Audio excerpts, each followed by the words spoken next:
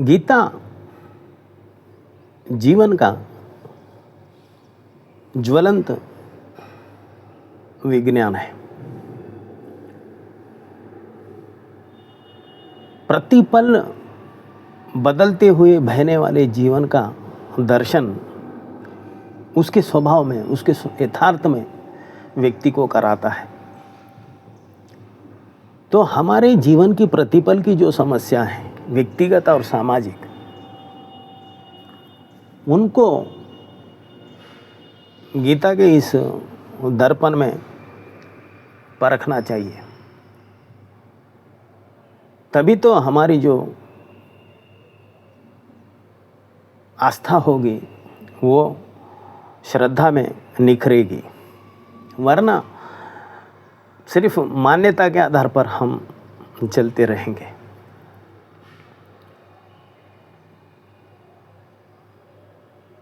अभी जो खबर चल रही है कि एक डॉक्टर पति के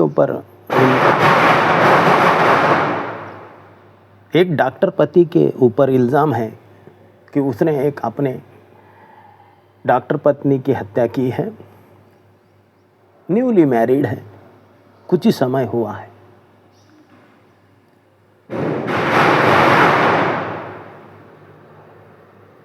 ये शादी क्या है,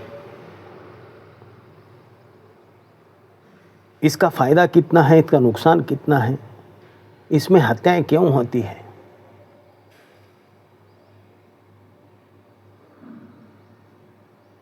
इस पर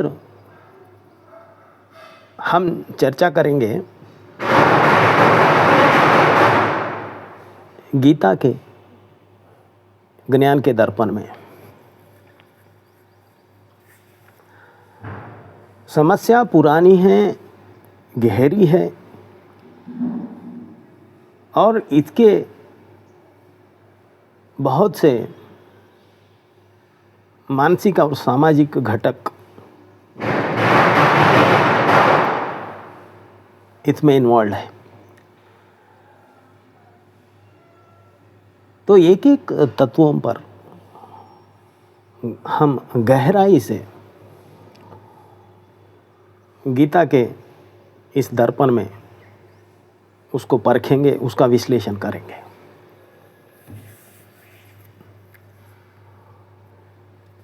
व्यक्ति के दो जगत है, बाहर का जगत, भीतर का जगत।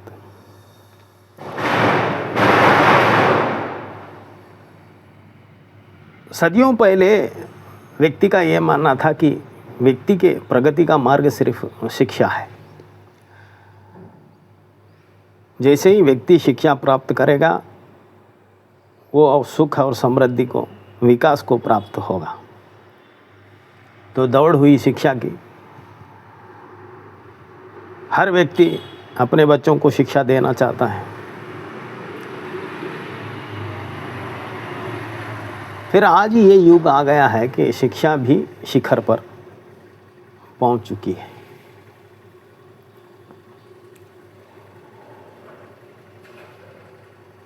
प्रगति के नाम पर शिक्षा के द्वारा व्यक्ति ने बाहर की जो दुनिया है उसकी सुरक्षा और सुविधा दोनों तो प्राप्त कर चुका है।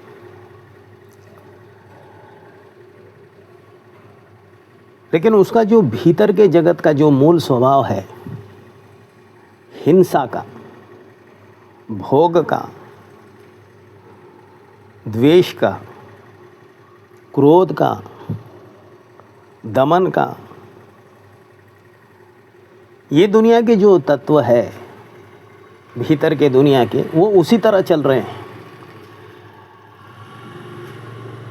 इसकी विपरीतता में जितनी बाहर प्रगति हुई है, भीतर की व्यक्ति के दुनिया में जो मानसिक घटक है, उनकी निवृत्ति होने के बजाय वो भी उतने ही बड़े हैं। सदियों पूर्व पति पत्नी एक दूसरे की हत्या करते थे, जब शिक्षा नहीं थी तब भी। आज शिक्षा शिखर पर होने के बाद भी पति पत्नी एक दूसरे की हत्या करते हैं। तो इस हिंसा में कोई परिवर्तन नहीं है। फर्क इतना है, सदियों पूर्व जो अनपढ़ पति पत्नी थे वो एक दूसरे की हत्या करने के लिए जो ज्ञान चाहिए वो बाहर के जगत से लेते थे। आज के पति पत्नी क्योंकि इंटेलेक्चुअल्स है, तो हत्या करने के लिए उन्होंने जो शिक्षा से ज्ञान प्राप्त किया है उसका उपयोग करते हैं। लेकिन हत्या सदियों पूर्व भी होती थी, आज भी होती है, इसमें कोई बदलाव नहीं है। तो क्या हम इसे उन्नति कहेंगे, प्रगति कहेंगे? दूसरी बात, जितनी भी हमारी प्रगति हुई है वो सब बाहर के जगत की है। तो भीतर का व्यक्ति का जो जगत है हिंसा का, उस पर इसका कोई प्रभाव नहीं पड़ा। यानी इससे ये साबित होता है कि बाहर की जो शिक्षा है वो सिर्फ बाहर के जगत के, भौतिक जगत के लिए ही उपयोगी है। वो शिक्षा हमारे व्यक्ति के भीतर के जगत के लिए इतनी सार्थक नहीं है।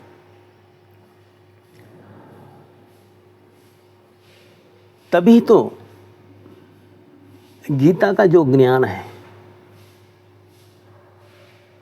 वो आज के जगत में भी उतना ही सार्थक, उतना ही रिलेवेंट सिद्ध होता है। तो अब व्यक्ति अपने भीतर की दुनिया में बदलाव लाने के लिए, इनर ट्रांसफॉर्मेशन के लिए, इनेट इंजीनियरिंग के लिए कुछ और विज्ञान की खोज में निकलना चाहिए, जैसे कि गीता का ज्ञान है। क्योंकि बाहर की जगत की जो शिक्षा है उसका तो कोई व्यक्ति के भीतर के जो मानसिक ढांचा है, साइकोलॉजिकल स्ट्रक्चर है, उस पर कोई इसका परिणाम नहीं है, विधायक परिणाम नहीं है।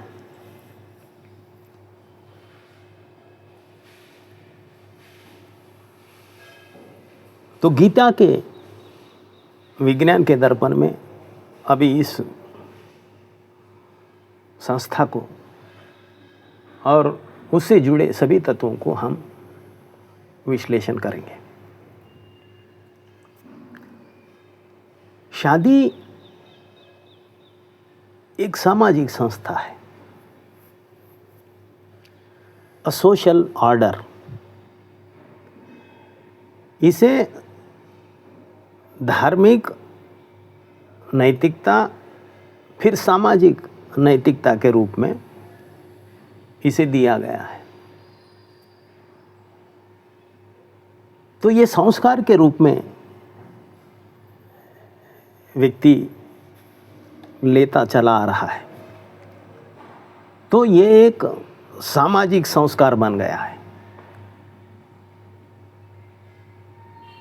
अब ये सामाजिक संस्कार, सोशल मोरालिटी, सांप्रदायिक संस्कार, रिलीजियस मोरालिटी, ये संस्कार के रूप में हर व्यक्ति इसे लेता जा रहा है। इसलिए हम जितना भी आज हम कहते हैं कि शादी के प्रति सोचेंगे, तो वी थिंक ऑन मैरिज, यानी हम शादी के बारे में सोचते हैं, but we don't think about the marriage, it's nature, it's intrinsic value. यानी हम शादी के प्रति तो सोचते हैं लेकिन शादी के ऊपर नहीं सोचते। यानी शादी कैसी हो, उसके रिक्वायरमेंट क्या क्या हो, इसके बारे में सोचते हैं, लेकिन शादी क्यों होनी चाहिए, ये शादी नाम का तत्व क्या है, ये समाज में क्यों चले आ रहा है, इसकी सार्थकता क्या है, इसकी ज़रूरत क्या है, अगर ये करेंगे तो क्या परिणाम होंगे, नहीं करेंगे तो क्या परिणाम होंगे, फिर हमारा खुद का स्वभाव क्या है, हमारा खुद का स्वधर्म क्या है।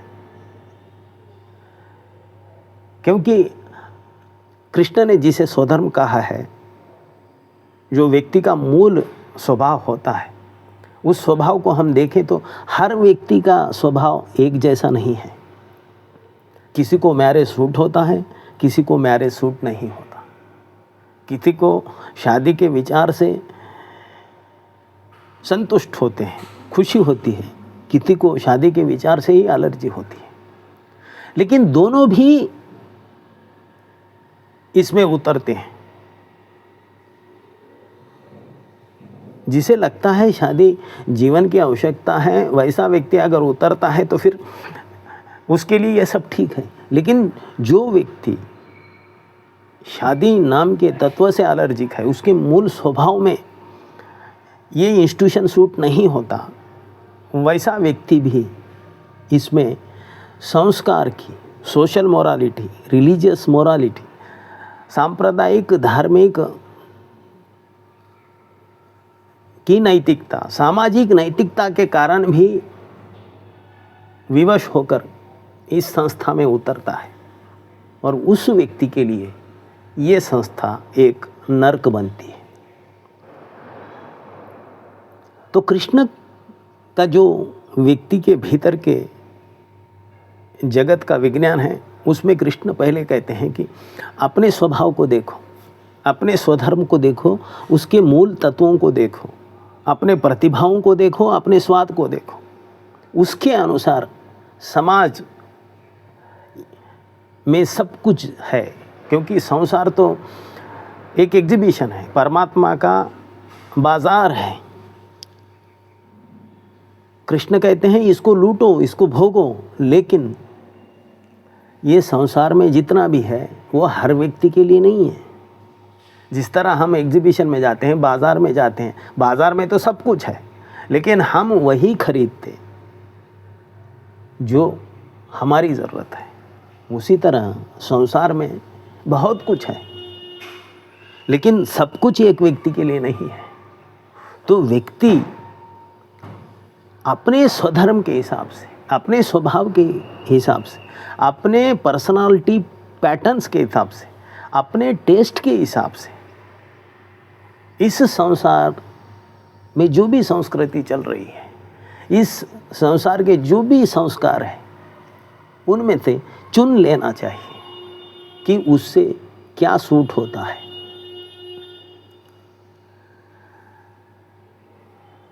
तो जब हम कहते हैं कि शादी, तो गीता के ज्ञान के अनुसार हम हमारे चित्त को, हमारे चेतना को हम कंडीशन कर रहे हैं संस्कार के द्वारा।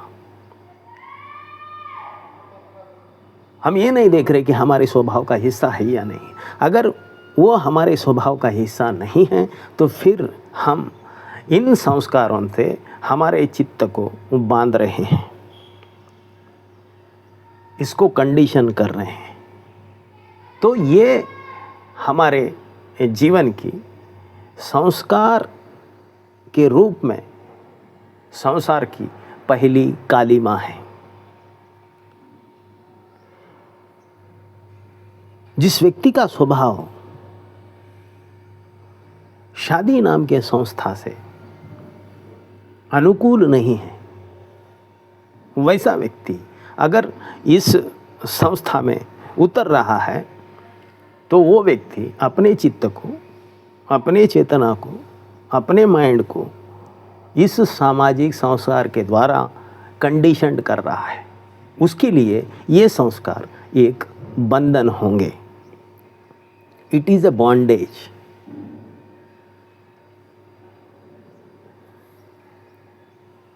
आने वाले पड़ाव में हम इसके दूसरे तत्वों को उजागर करेंगे। आज इतना ही। नमस्कार।